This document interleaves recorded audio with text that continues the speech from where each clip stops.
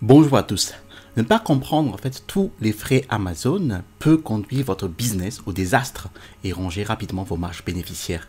Et Amazon met constamment à jour et révise les frais des vendeurs en fait tout au long de l'année. Donc si vous ne maîtrisez pas ces frais, vous pouvez avoir une énorme surprise.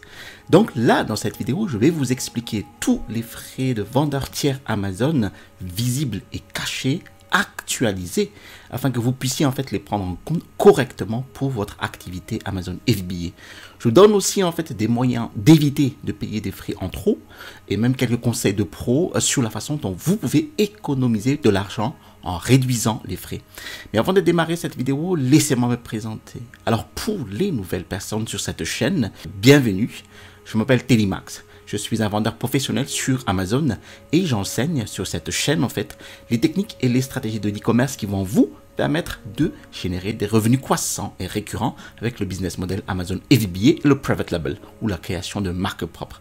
Alors, si vous êtes nouveau sur cette chaîne, je vous invite à vous abonner en cliquant sur le bouton s'abonner situé en dessous de cette vidéo pour recevoir les meilleurs conseils pour le business Amazon FBA.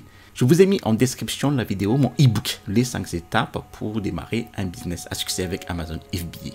Très bien, alors commençons par le début et parlons des frais de compte vendeur Amazon. Alors pour vendre sur Amazon, vous devez avoir un compte vendeur Amazon actif et vous pouvez choisir entre deux plans de vente. Vous avez le plan individuel gratuit et le plan professionnel payant. Avec le plan individuel, il n'y a pas de frais mensuels, mais chaque fois que vous vendez un article, eh bien vous devez payer des frais de 99 centimes.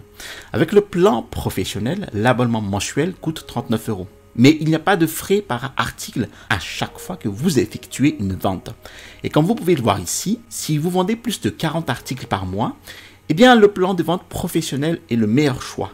Avec le plan de vente professionnel, en fait, vous avez également accès à toutes les fonctionnalités supplémentaires, ainsi qu'à des outils de marketing et de publicité tels que des coupons, des promotions et la fameuse publicité Amazon, donc le CPC ou le coût par clic.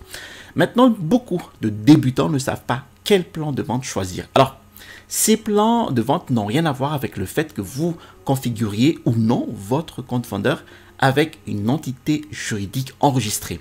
Ça n'a rien à voir avec votre statut actuel ou à venir en tant qu'entreprise individuelle ou une société, d'accord? Quelle que soit la manière dont vous allez configurer votre compte vendeur et votre statut juridique, vous pouvez choisir l'un de ces deux plans de vente. Vous pouvez également mettre à niveau ou rétrograder votre plan à tout moment et aussi souvent que vous le souhaitez.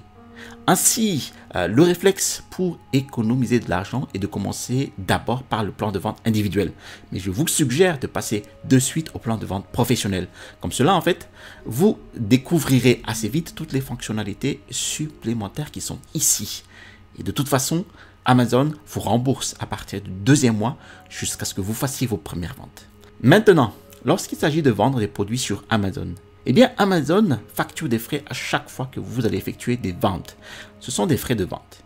Les frais de vente, en fait, varient en fonction de la catégorie de produits, mais elles s'élèvent généralement à environ 15% du prix de vente. Par exemple, si vous vendez ce masque de plongée pour 33,98 €, eh bien, les frais de vente est de 5,25 €. Gardez à l'esprit que les frais de vente sont basés sur le prix auquel l'article est réellement vendu. Donc, si l'article est soldé, eh bien, vous avez un coupon ou une promotion sur la page produit. Eh bien, les frais de vente sont de 15% du prix réduit. Alors, ne l'oubliez pas, car beaucoup de débutants, en fait, se trompent souvent. Vous pouvez, en fait, réduire vos frais de vente de 5%, voire même de jusqu'à 30%. Et je vais vous expliquer comment le procéder plus tard dans la vidéo. Maintenant, si vous vendez des produits avec la chaîne de traitement Amazon FBA, donc qui signifie expédié par Amazon, alors tout ce que vous avez à faire est d'envoyer votre stock à l'entrepôt d'Amazon. Et à chaque fois que vous vendez un article, eh bien, Amazon va se charger de tout le traitement des commandes, de la préparation, de l'emballage, de l'expédition, de la manutention, du service client et même des retours et des remboursements. Vous n'avez littéralement jamais besoin de voir ou toucher vos produits. Avec le FBA, donc Amazon facture des frais de traitement expédiés par Amazon. Donc il s'agit des frais qu'Amazon vous facture pour gérer l'ensemble du traitement des commandes à votre place. Alors les frais de traitement sont calculés en fonction de la taille et du poids de votre produit. Amazon propose plusieurs niveaux de taille et de poids, comme vous pouvez le voir ici. Donc, par exemple, si votre produit pèse moins de 1,4 kg et mesure moins de 35 x 25 x 12 cm, qui est ici, eh bien, il relève de la catégorie petit colis. Et pour la catégorie de petit colis, en fonction du poids, à partir du 16 septembre 2024, eh bien, les frais expédiés par Amazon peuvent varier de 4,79 € à 9,55 €. Alors, si vous y prêtez attention, les frais augmentent beaucoup plus à mesure que le produit devient plus gros et plus lourd, jusqu'à 5 € de plus. Et bien sûr, si vous n'utilisez pas du FBA, donc ce qui signifie que vous prévoyez d'effectuer vous-même l'ensemble du traitement des commandes, ce qui est également appelé donc FBM ou expédié par le vendeur, eh bien vous n'avez pas à payer les frais expédiés par Amazon. Donc vous ne payez que les frais de gestion. Bon, maintenant, la plupart des débutants connaissent déjà ces 3 frais que je viens de passer en revue. Mais la plupart des vendeurs Amazon ne sont pas conscients de tous les autres frais cachés.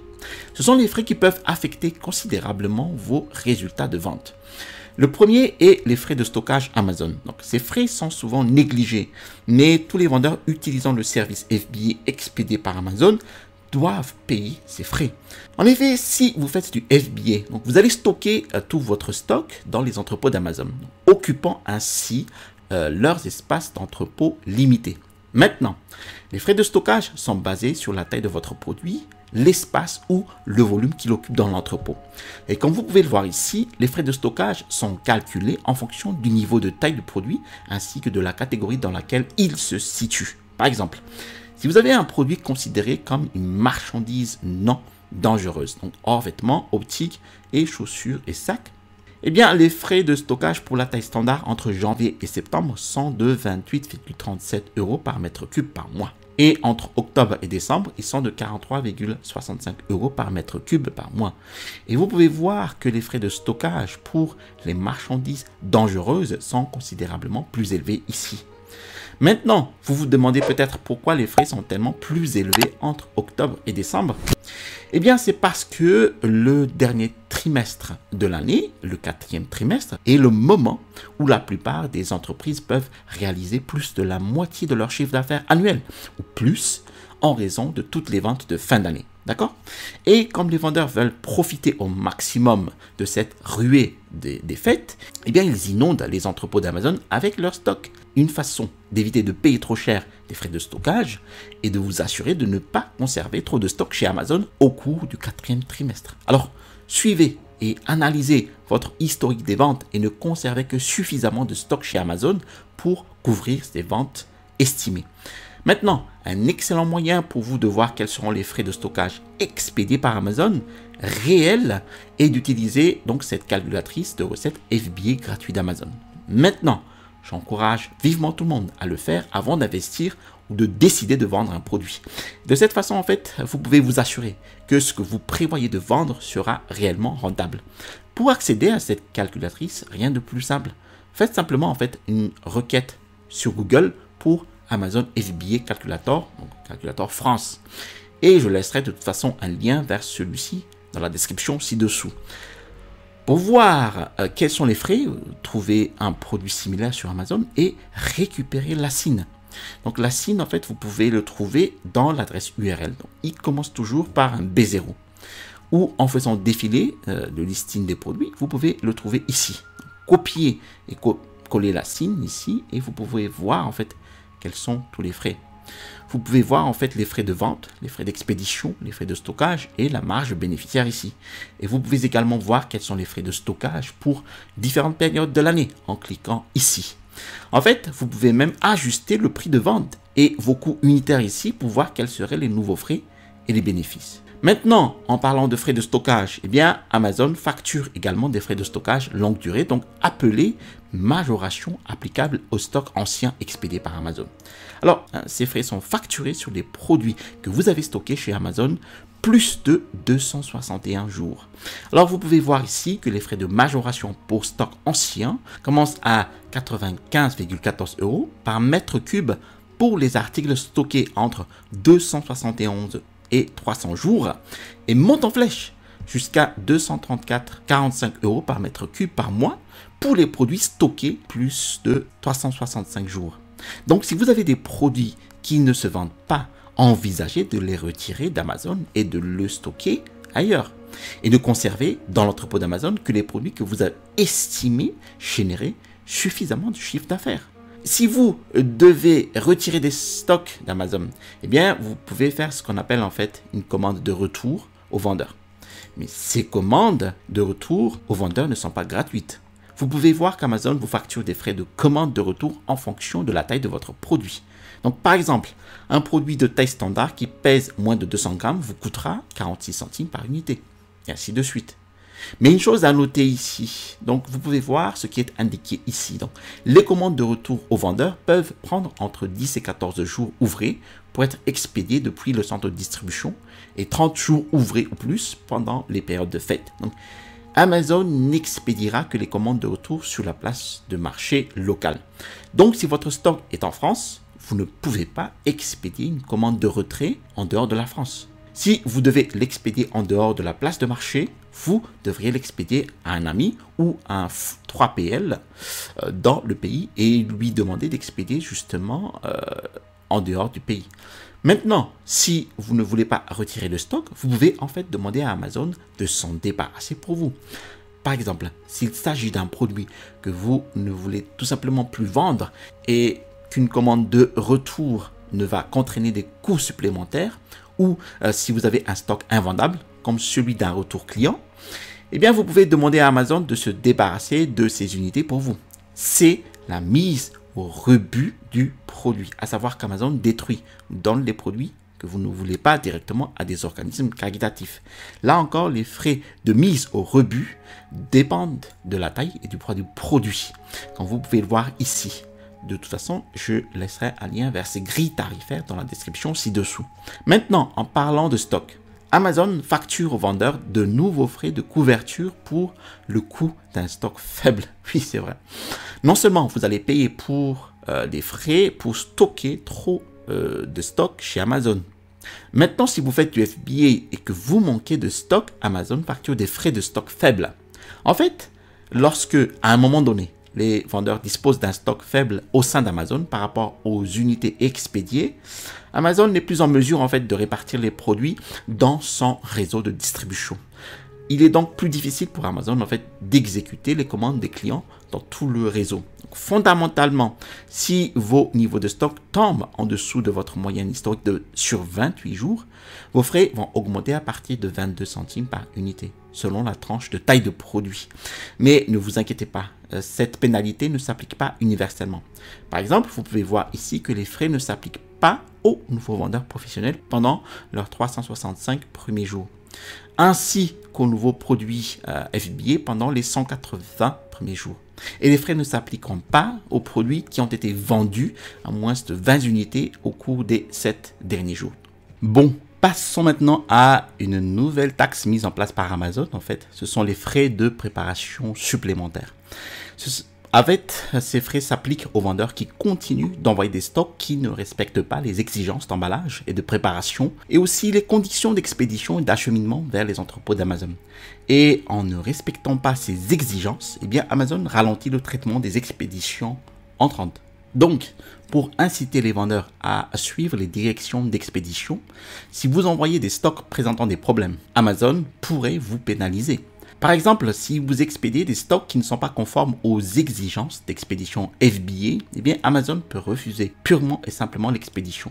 Ou si vous expédiez avec des étiquettes manquantes, eh bien vous serez chargé de frais de 15 centimes d'euros par unité en plus des frais d'étiquetage. Et cela peut vous sembler peu, mais si vous envoyez par exemple, disons 10 000 unités, cela représente une amende de 1 500 euros. Et si vous continuez à envoyer des produits sans étiquette, les frais de service imprévus peuvent atteindre les 30 centimes par unité.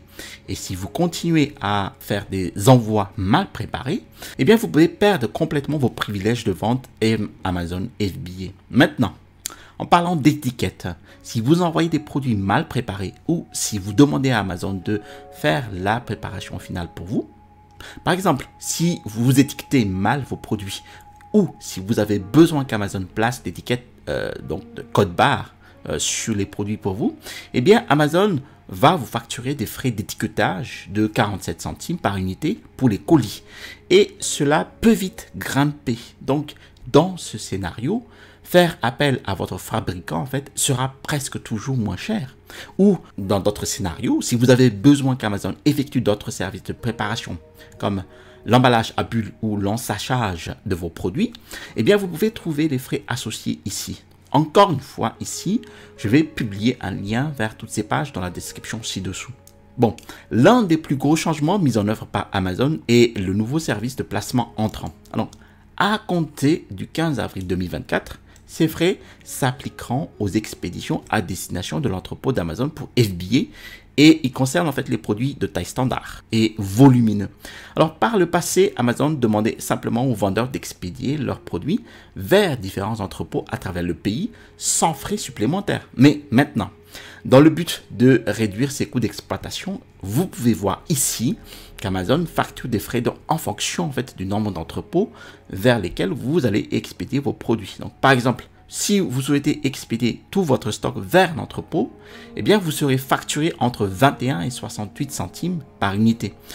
Si vous expédiez vers 2 ou 3 entrepôts, les frais sont moins élevés, de 12 à 23 centimes par unité. Et si vous expédiez vers 4 entrepôts ou plus, en fait, il n'y a pas de frais. Maintenant, cela peut faire une énorme différence sur vos frais d'expédition. Alors, assurez-vous de faire le calcul maintenant lorsque vous créez vos nouveaux plans d'expédition et voir quelle option vous convient le mieux en fait. Par exemple, obtenez des devis d'expédition auprès de votre transitaire ou de votre transporteur et voyez ce qu'il en coûterait pour expédier vos produits vers plusieurs entrepôts par rapport au paiement des frais de placement entrant d'Amazon pour n'expédier que vers un seul entrepôt. Bon, parlons maintenant d'expédition. Amazon a récemment introduit des frais de traitement de retour. Parce qu'Amazon a toujours eu une excellente politique de retour sans poser de questions, ce qui est formidable pour les clients, ce qui n'est pas si génial pour les vendeurs. Et comme vous pouvez le voir ici, en fait, à partir du 1er janvier 2025, des frais de traitement des retours entreront en vigueur pour tous les produits, à l'exception des catégories de vêtements, optiques, chaussures et sacs, avec un taux de retour élevé par catégorie afin de faire face aux coûts opérationnels des retours et de réduire les déchets. Cela signifie que vous devez être extrêmement conscient de la qualité de votre produit.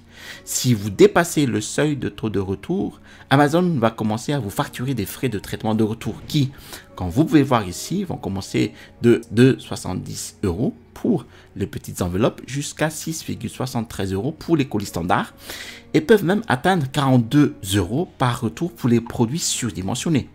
Et pour empirer les choses, en fait, Amazon a également augmenté les frais de retrait, d'élimination et de liquidation des commandes, ce qui rend le traitement des retours encore plus coûteux. Donc, pour celles et ceux d'entre vous qui ne suivent pas ma stratégie Amazon, vous devez être conscient de ces nouveaux frais et apporter des modifications à votre produit et à votre stratégie de vente pour réduire votre taux de retour. C'est pourquoi je ne vends que des produits de qualité supérieure qui ont de la valeur et je m'assure toujours que mes pages produits communiquent facilement les caractéristiques et les avantages du produit et décrivent clairement ce qu'il peut et ne peut pas faire afin que le client sache exactement ce qu'il obtient. Cela va contribuer à réduire considérablement votre taux de retour et à générer de meilleures notes de produits. Donc, cela couvre tous les frais d'Amazon. Parlons maintenant de la façon dont Amazon réduit les frais et la façon dont vous pouvez payer moins cher les frais. Alors étonnamment, Amazon a en fait réduit les frais pour des scénarios spécifiques, d'accord? Vous pouvez voir ici que les frais d'expédition ont été réduits pour les produits de taille standard de 20 centimes par unité et de 61 centimes par unité pour les produits volumineux de grande taille. Et les articles dont le prix est inférieur à 10 $ vont bénéficier d'une remise supplémentaire de 77 centimes par unité. Donc pour en profiter, travaillez avec votre fournisseur pour vous assurer d'emballer vos produits de la manière la plus réduite possible en termes de taille et de poids globaux afin de ne pas payer trop cher en frais. Même un quart de pouce trop grand en fait ou une dizaine de grammes trop lourde peut vous faire passer au niveau supérieur, au niveau plus cher, d'accord? Et un énorme bonus pour celles et ceux d'entre vous qui vendent des vêtements, Amazon a réduit les frais de 17% à 5% sur les articles dont le prix est inférieur à 15 $ et de 17% à 10% pour les articles dont le prix est compris entre 15 $ et 20 $. En parlant d'emballage, eh bien Amazon a également lancé donc, un programme qui s'appelle ici SIP, donc qui signifie Ships in Product Packaging, ou le programme en fait expédié sans emballage Amazon supplémentaire. En gros, c'est un effort d'Amazon pour leur politique de respect de l'environnement. Vous savez que lorsque vous achetez quelque chose sur Amazon, eh bien, ils expédient généralement l'article dans l'une des boîtes ou enveloppes matelassées de la marque Amazon.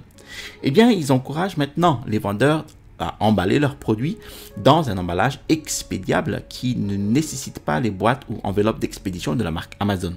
Fondamentalement, si votre produit est éligible et qu'Amazon peut expédier votre produit dans son propre emballage, eh bien, vous pouvez économiser entre 4 centimes et 1,32 $ selon la taille et le poids de votre produit. C'est une économie énorme. Alors, pensez à profiter de cette remise en parlant à votre fournisseur pour vous assurer que votre produit peut être correctement emballé et protégé pour éviter tout dommage pendant l'expédition dans votre propre emballage d'origine, d'accord? Vous pouvez également en fait profiter de cette opportunité pour développer votre marque et augmenter sa visibilité. Pensez au nombre de gens qui verront votre produit pendant l'expédition ou simplement assis devant votre boutique Amazon. Demandez-vous comment vous pouvez repenser votre emballage pour améliorer la reconnaissance et la visibilité de votre marque. La plupart des vendeurs en fait ne savent pas que cela existe, mais Amazon a en fait un programme appelé incitation pour les nouveaux vendeurs. Alors, vous pouvez profiter en fait de ces options pour compenser certains des frais Amazon que nous venons de passer en revue.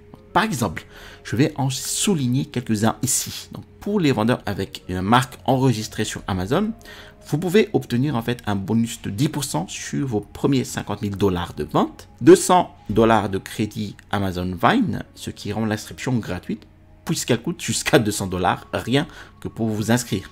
Donc, 100 $ de crédit en frais d'expédition des stocks pour l'utilisation du programme de transporteur partenaire d'Amazon. Merci d'avoir regardé cette vidéo jusqu'à son terme. Normalement, à l'issue de cette vidéo, vous avez la connaissance de tous les frais Amazon FBA pour votre business. Si vous avez apprécié cette vidéo, alors je vous invite à cliquer sur le bouton j'aime. Si vous avez apprécié d'autres vidéos de ma chaîne, alors je vous invite à vous abonner en cliquant sur le bouton s'abonner situé en dessous de cette vidéo pour recevoir les prochaines notifications vidéo.